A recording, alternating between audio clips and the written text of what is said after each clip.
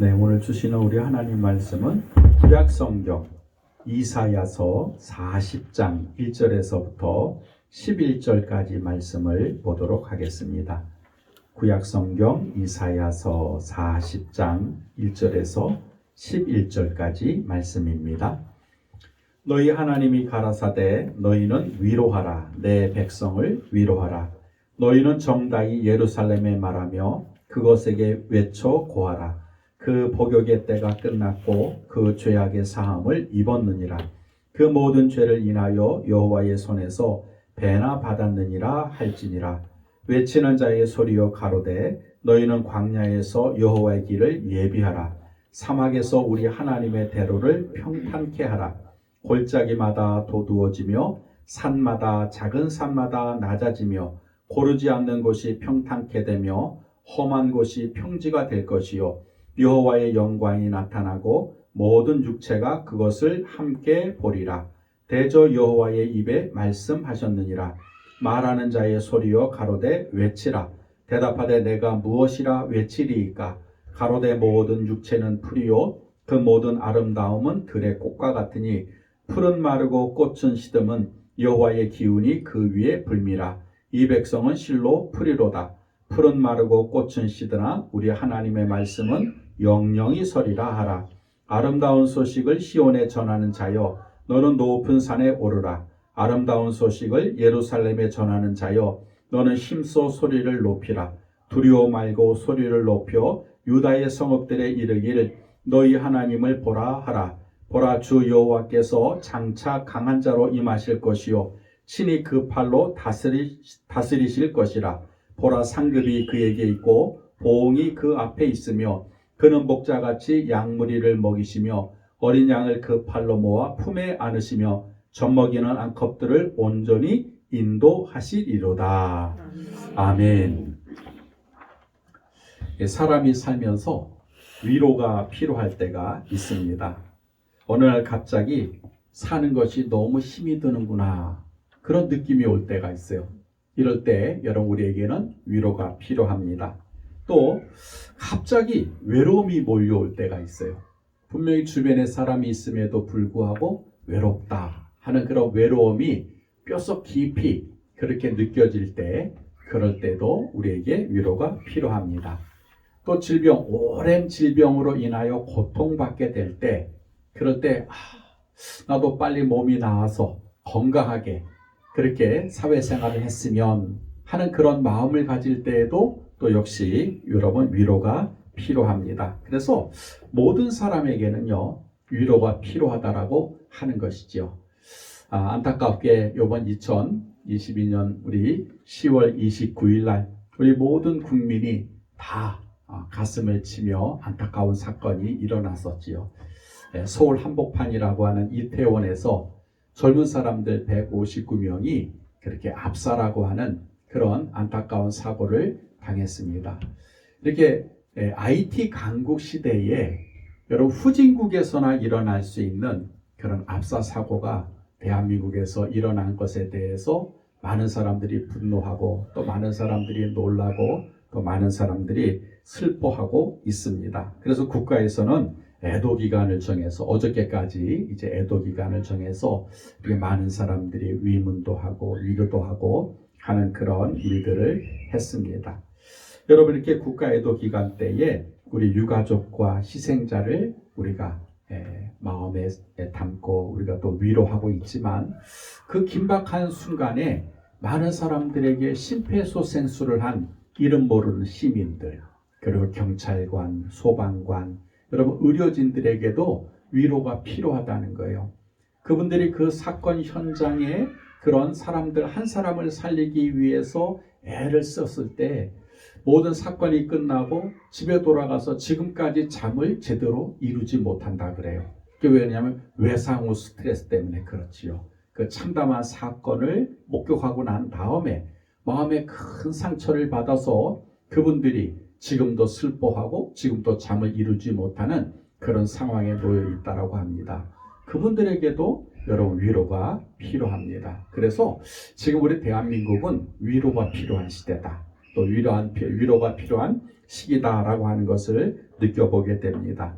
여러분, 우리가 위로할 때에 세 가지 위로 방법이 있습니다. 첫 번째가 뭐냐면 말로 위로하는 거예요. 말로. 그래서 여러 가지 그런 말로 위로하는 것이 있는가 하면, 두 번째는 적절한 보상을 해주는 겁니다. 그 아픔을 당한 사람, 고통을 당한 사람에게 적절한 보상을 이루어지게 되면 그게 또 위로가 된다는 거예요. 세 번째는 뭐냐면 지속적인 관심과 사랑을 베풀어주면 그것이 또 위로가 된다는 거예요. 금방 잊어버리게 되면 그 아픔을 당한 사람은 여전히 아픔 가운데 있는데 다른 사람들은 금방 잊어버리는 거예요. 그 위로가 안 된다는 거죠. 그래서 지속적으로 관심을 가지고 사랑을 베풀어 주게 되면 그러면 위로가 된다는 거지요. 그런데 이 위로 중에서 가장 좋은 위로가 뭐냐면 말로 위로하는 거래요. 그래서 우리는 말로 위로할 줄 알아야 돼요.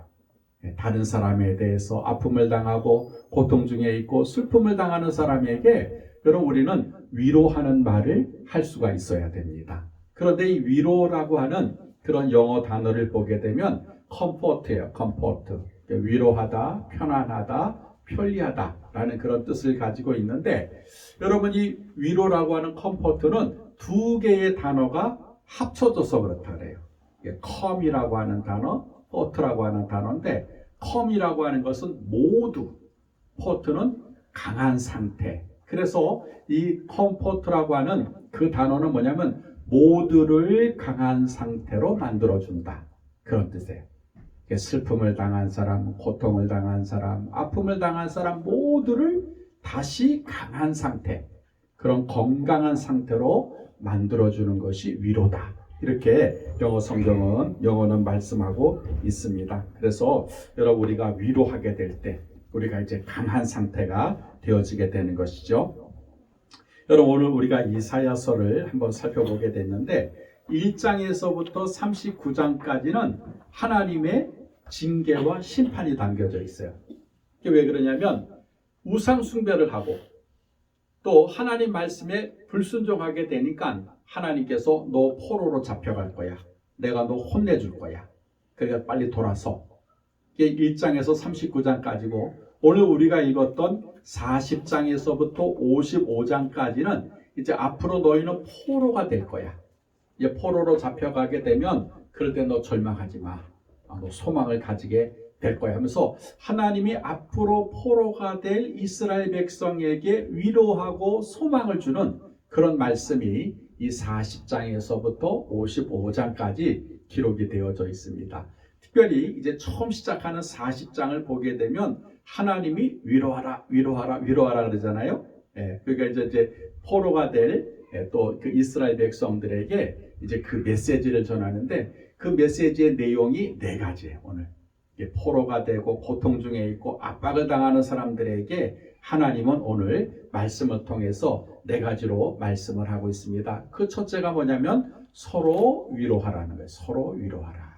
그러니까 위로는 일방적이 아니라는 거지요. 서로 위로를 하라는 거예요.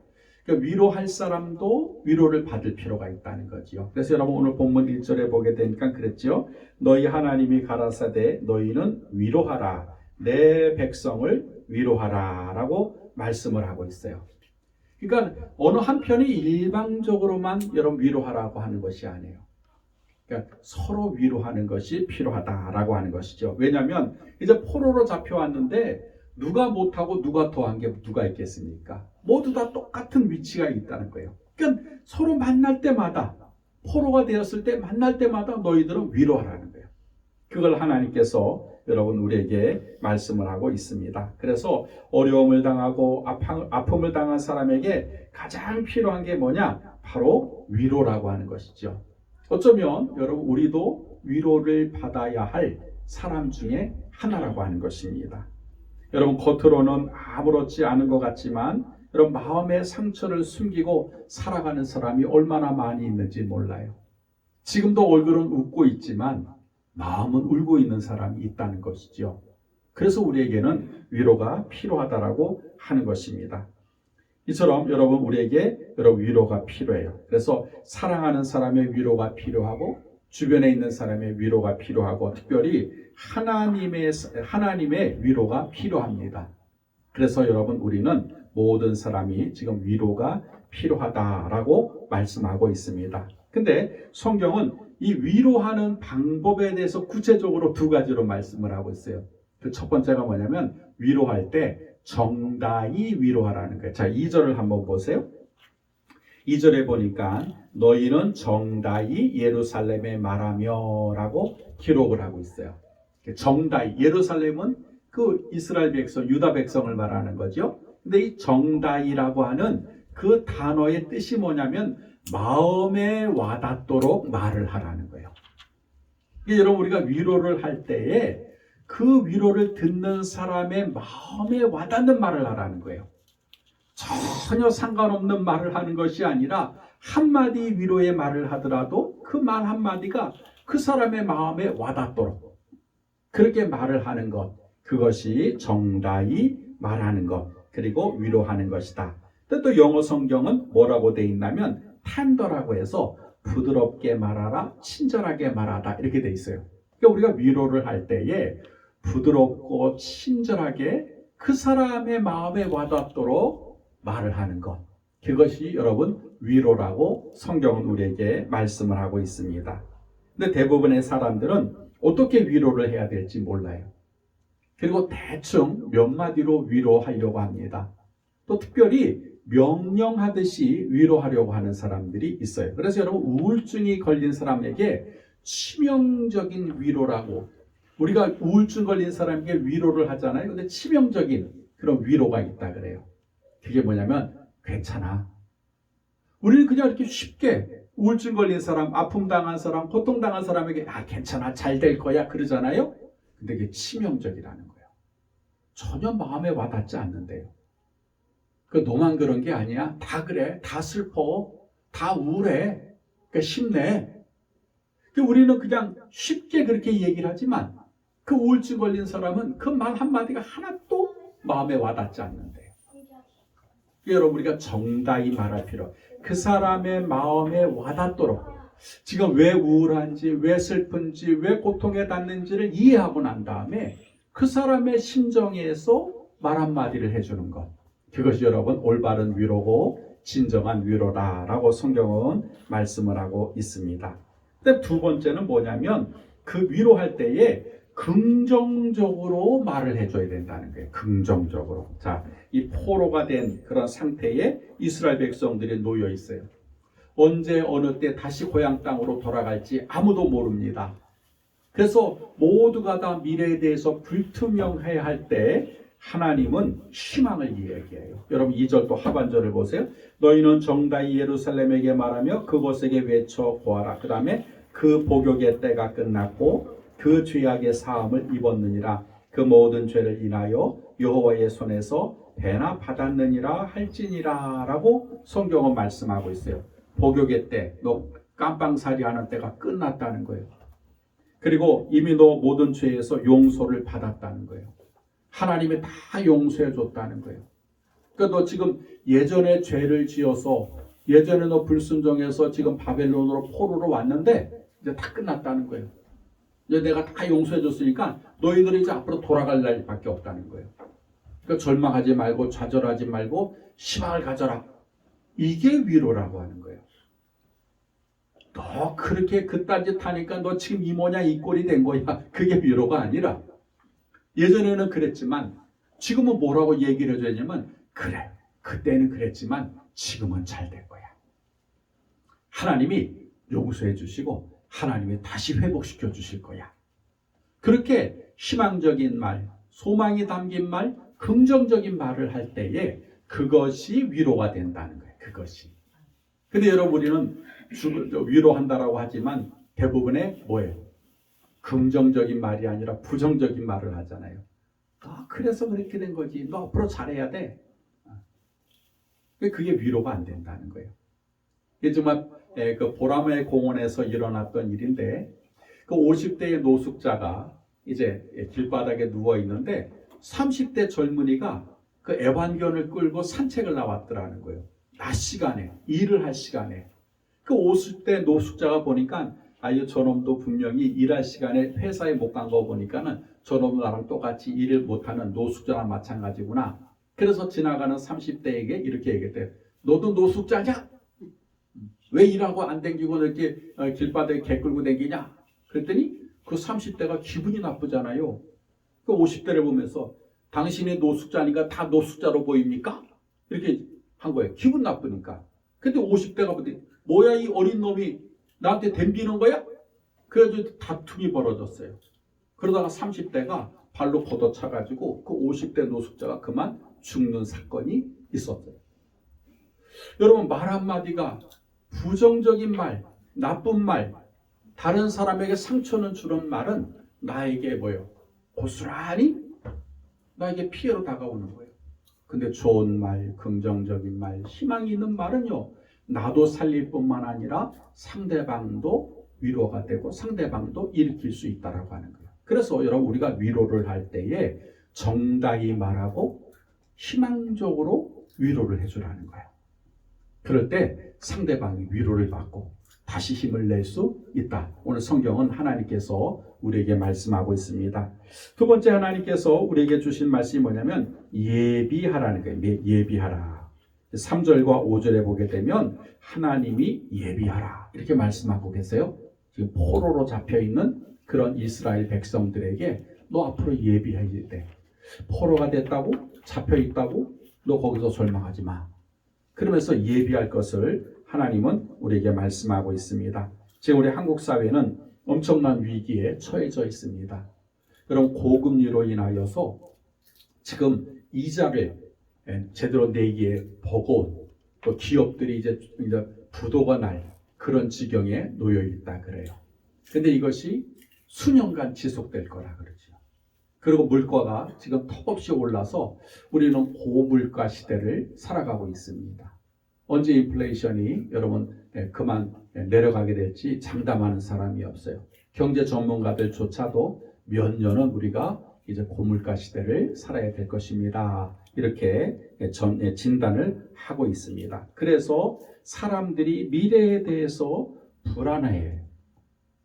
야, 앞으로 이렇게 고물가 시대, 고금리 시대에 우리가 어떻게 살아야 되는가 불안해합니다. 또 젊은이들도 여전히 미래에 대해서 불투명합니다. 내가 원하는 직업, 내가 원하는 직장, 또 내가 언제쯤 결혼할 수 있을까? 나는 과연 행복한 삶을 살 수 있을까? 이렇게 장담할 수 없다는 거예요. 그러니까 이 젊은이들조차도 미래에 대해서 이 불투명한 그런 삶을 살 수가 있습니다. 무엇을 해야 될지, 어떻게 살아야 될지 목표를 정하지 못하고 있다라고 하는 것입니다. 그래서 이러한 때에 모든 것이 불확실하고 불투명할 때에 여러분 그 미래에 대해서 예비할 것을 외치는 소리가 돼야 된다는 거예요. 제가 한번 찾아보니까 1993년 6월 독일 프랑크푸르트에서 여러분 삼성의 이건희 회장이 여러분 신경영 선언을 하게 됩니다. 그 글귀를 제가 읽어드릴게요. 그분이 뭐라고 얘기하셨는가?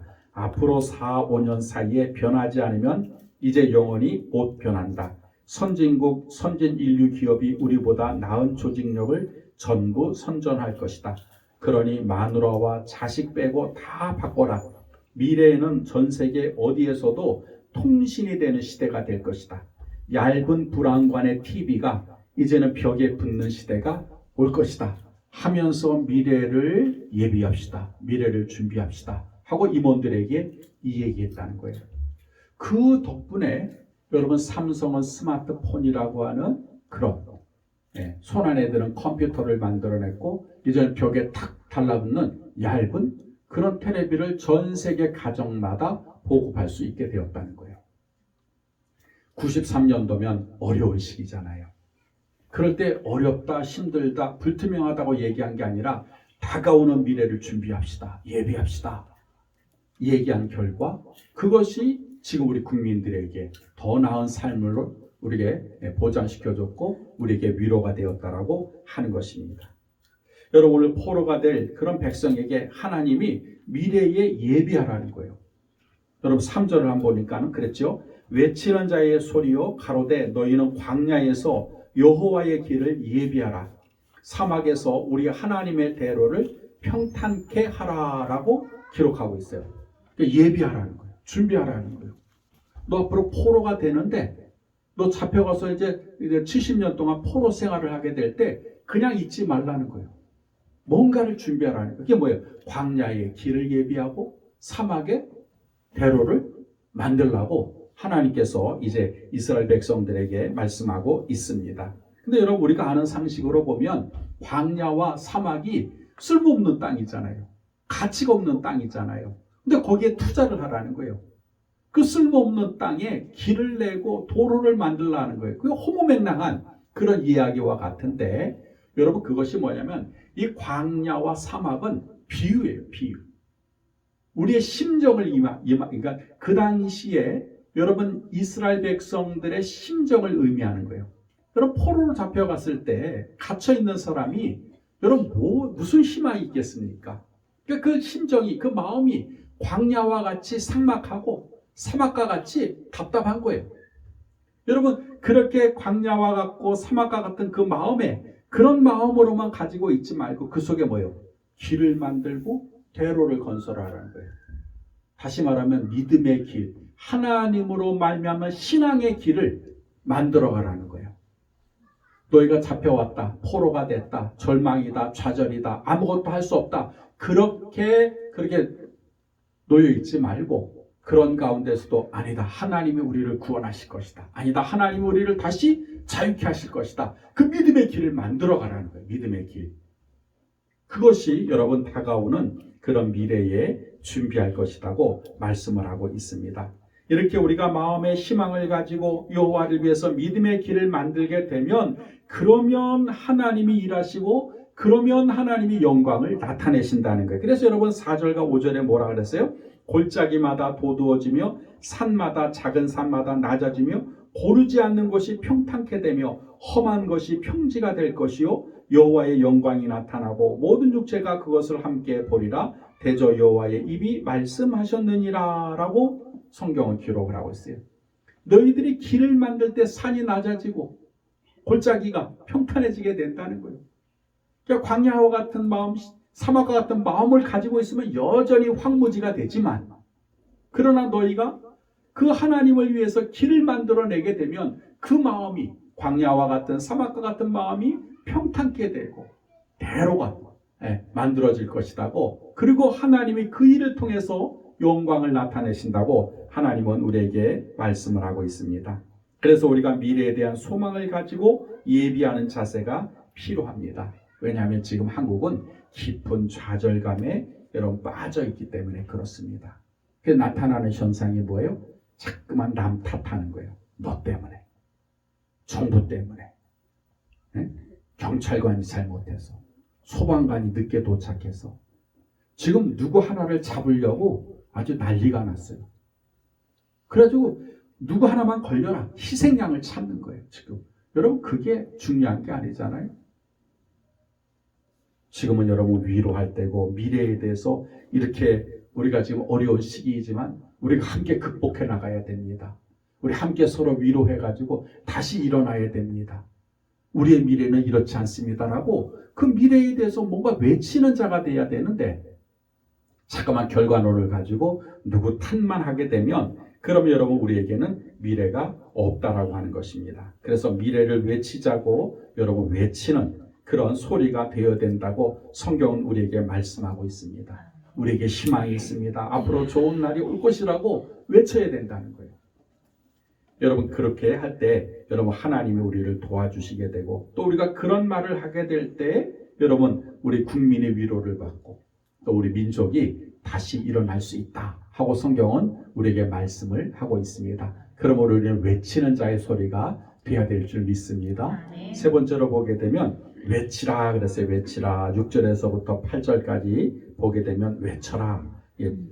하나님께서 미래를 예비하라 라고 얘기했지만 세 번째는 외쳐라 그랬어요. 여러분, 지금의 상황이 뭐냐면 모든 사람이 눈치만 봐요. 할 말을 제대로 못합니다. 만약에 말 한마디 잘못했다가는요 다 뒤집어 쓰는 거예요. 그래서 이 이태원 사건에 대해서 정확하게 누가 한마디 하는 사람이 없어요. 그리고 다 남탓만 하고 있는 거지요. 이렇게 예? 뭐 소방관이 왔는데 뭐 통제가 안 돼가지고 길이 막혀서 또 경찰서장들은 또 뭐 했는데 뭐 잠을 자서 전화를 뭐 이게 다 그러니까 누가 뭔가에 대해서 정확하게 이야기하는 사람이 없어요. 그래서 사고가 일어나고 사건이 발생해도 여러분 제대로 된 조사나 분석을 하지 못합니다. 왜 이 사건이 일어났는지에 대한 원인 조사가 안 된다는 거예요. 눈치 보느라고. 그래서 여러분 우리나라는 안타깝게도 계속해서 같은 사건이 반복된다는 거예요. 삼풍백화점이 무너졌을 때만 그때만 또 난리치고 여러분 성수대교가 무너졌을 때 그때만 또 호들갑 떨고 또 충주에서 여러분 배가 뒤집어져서 298명이 죽지 않았어요? 그때도 또 호들갑 떨고 지금 충주 가보세요. 또 여전히 그 배가 돌아다니고 있어요.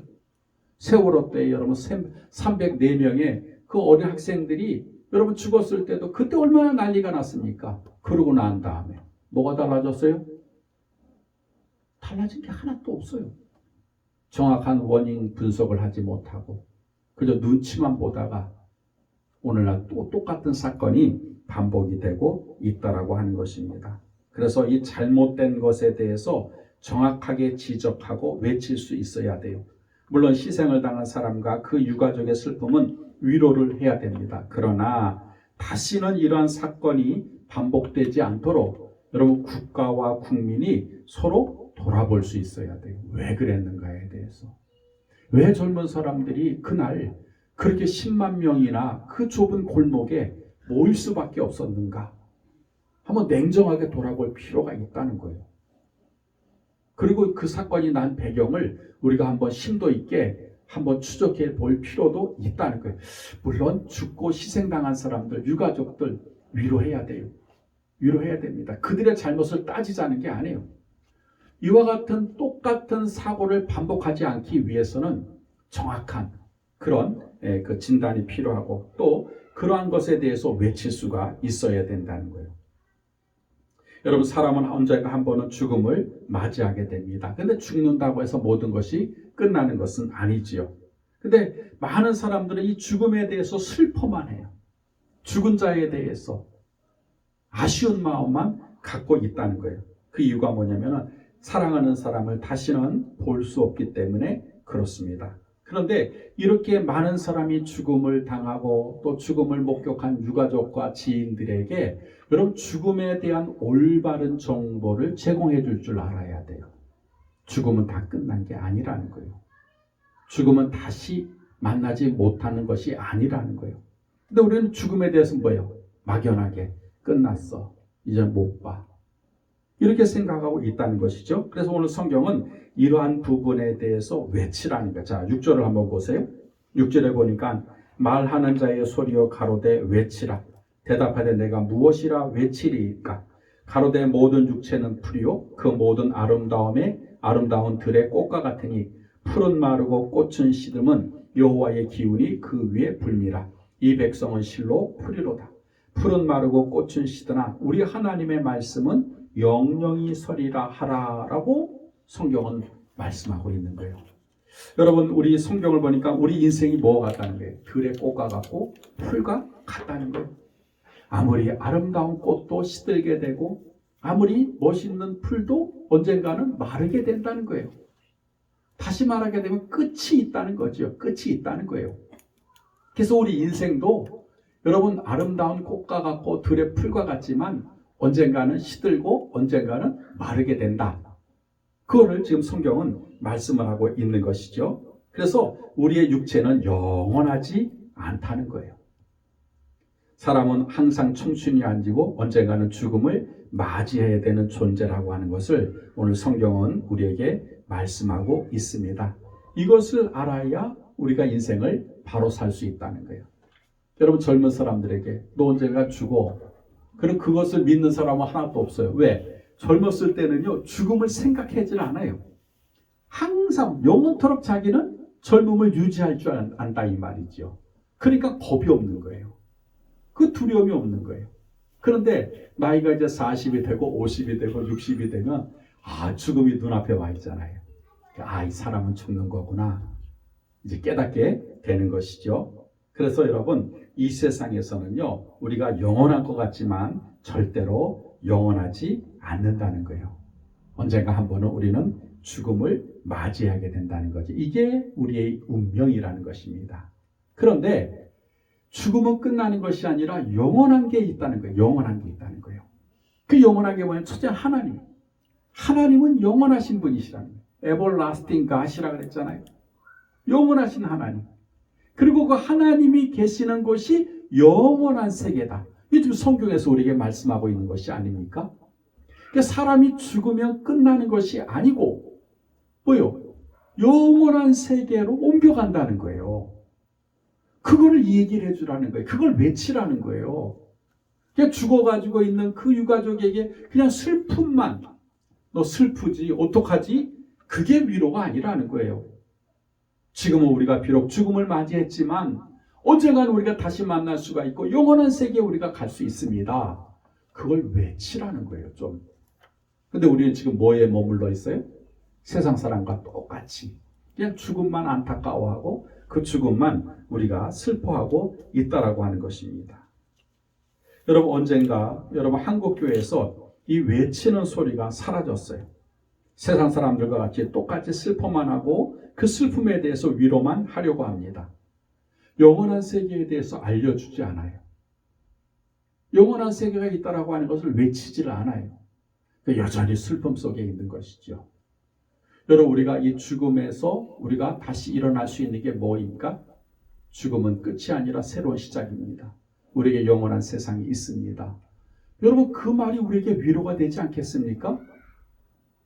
근데 그거를 외치라는 거예요. 좀 한국 교회가 그럴 필요가 있다는 것이죠. 그게 위로라고 하는 거예요. 여러분, 그래서 오늘 성경 예수님께서 우리에게 하시는 말씀이 뭐냐면 그 죽음을 맞이하고 안타까워하는 그런 유가족들에게, 주변 사람들에게 그 함께 슬픔에 대해서 위로는 하지만 그러나 또 다른 위로, 새로운 위로, 힘이 되는 위로를 하라는 거예요. 영원한 세계가 있습니다.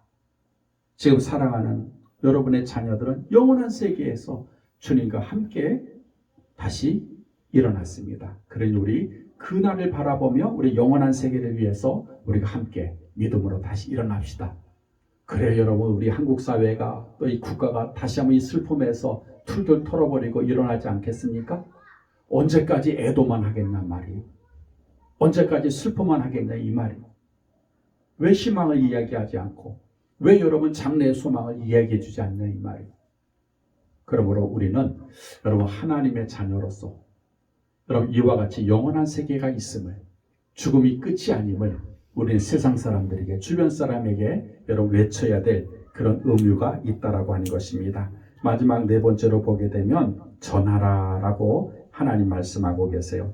앞에서 말씀드렸지만 위로는 세 가지가 있어요. 말로 위로하는 것, 보상으로 위로하는 것, 지속적인 관심과 사랑으로 위로하는 것. 여러분 잊어버리지 말으셔야 돼요. 그런데 이 세 가지 중에서 가장 중요한 게 말이라 그랬잖아요. 말로 위로하는 것. 근데 그 말도 사람의 말보다는 하나님의 말씀이 여러분 사람을 위로해 준다는 거예요. 우리가 100마디의 말하는 것보다 한마디의 하나님 말씀이 여러분 낙심한 사람 가운데, 좌절한 사람 가운데 그 말씀이 위로가 된다라고 하는 것입니다.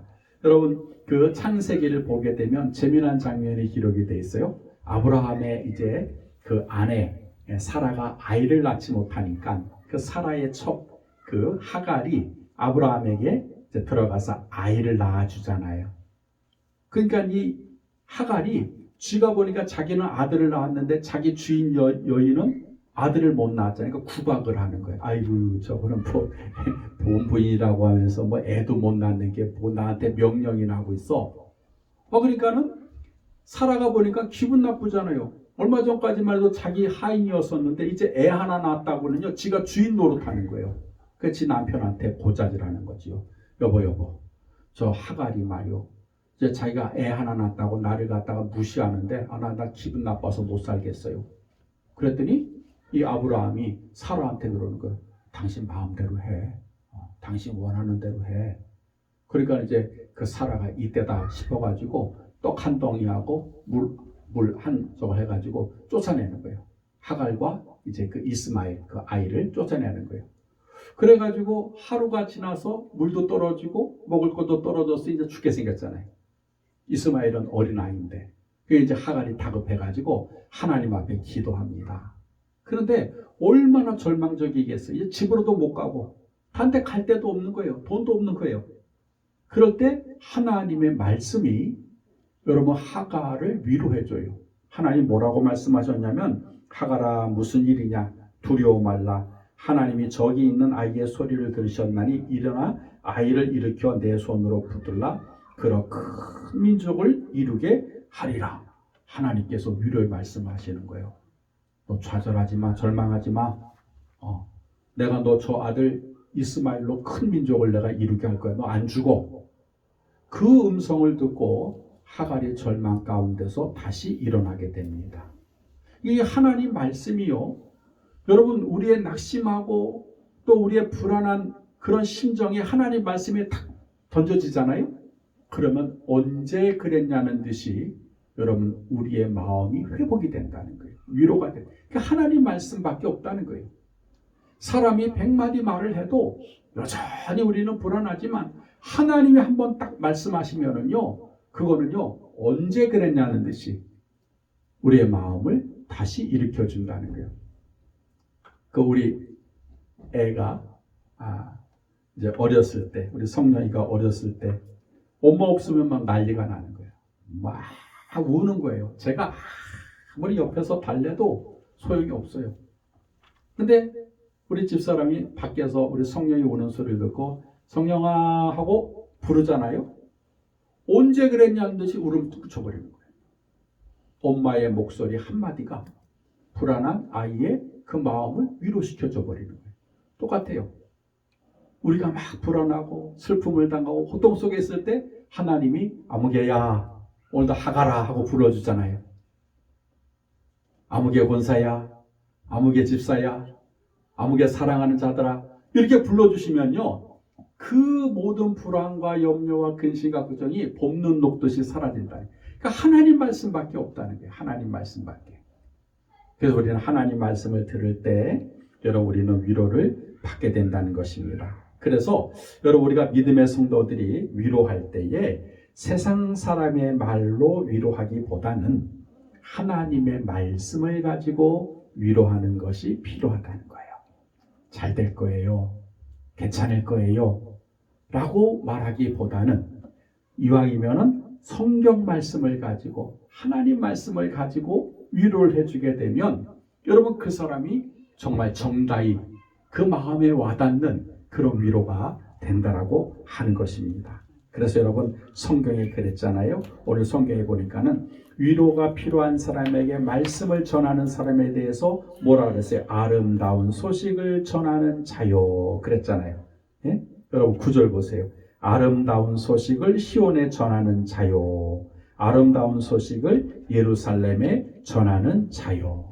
그 아름다운 소식이 뭡니까? 하나님 말씀이라는 거예요. 그러니까 우리 세상의 말로 위로하기보다는 하나님의 말씀을 가지고 두려워 말라. 내가 너와 함께함이라. 근심하지 말라. 내가 너를 이사에 있는 말씀입니다. 그러니까 하나님이 여러분을 도울고 그렇게 말을 하는 것이 중요하다는 거예요.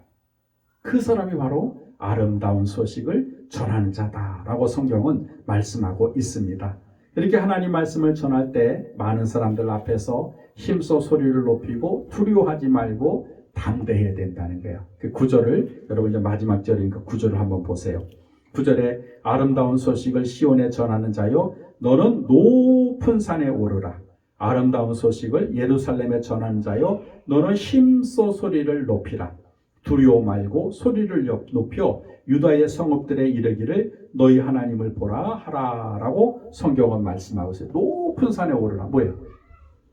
높은 산에 올라가면 많은 사람들에게 전할 수 있잖아요. 그 다음에 큰 소리로 외치라 그랬잖아요. 그리고 또 뭐라 그랬어요? 보니까는 힘써 소리를 높이고 두려워 말고 그리고 담대함으로 하나님의 말씀을 전하게 될 때 그럴 때 많은 사람들 위로가 필요한 사람들이 위로를 받게 됩니다 라고 성경은 말씀하고 있습니다. 그러므로 사랑하는 성도 여러분 지금 우리에게 위로가 필요해요.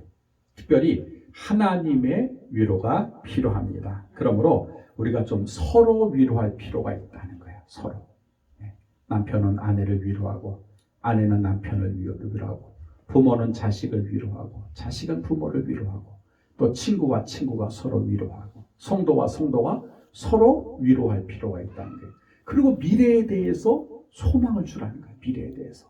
지금은 이렇지만 하나님 우리를 도우실 거예요. 하나님 우리를 다시 일으켜 주실 거예요. 그리고 미래에 대해서, 그리고 예비할 것을 우리가 외치고, 그리고 여러분 하나님의 말씀을 전하는 그런 위로자가 되어지게 될 때 우리는 다시 일어나게 될 줄 믿습니다. 이 슬픔을 안고만 살아갈 것이 아니라 이 슬픔을 딛고 우리는 다시 여러분 기쁨 가운데, 일상 가운데로 일어나게 되는 것, 그것이 오늘 성경에서 우리에게 주시는 하나님의 메시지입니다. 그래서 여러분 주변 사람들에게 이 말씀을 좀 전해주셨으면 좋겠어요. 왜냐하면 사람들은 모르잖아요. 세상 사람들은 이 사실을 알지 못하고 있지 않습니까? 근데 하나님은 앞으로 어려움을 당할 이스라엘 백성에게 미리 말씀해 주셨다는 거지요. 그리고 지금 우리는 어려움을 당한 우리 주변 사람들에게 말할 수 있는 근거를 우리에게 제시해 주셨습니다. 그러므로 여러분 우리가 다른 것은 다 잊어버려도 서로 위로하는 자, 그것도 정답 위로하는 우리 한마음교회 성도들이 되시기를 주의 이름으로 축복합니다. 기도하겠습니다. 하나님.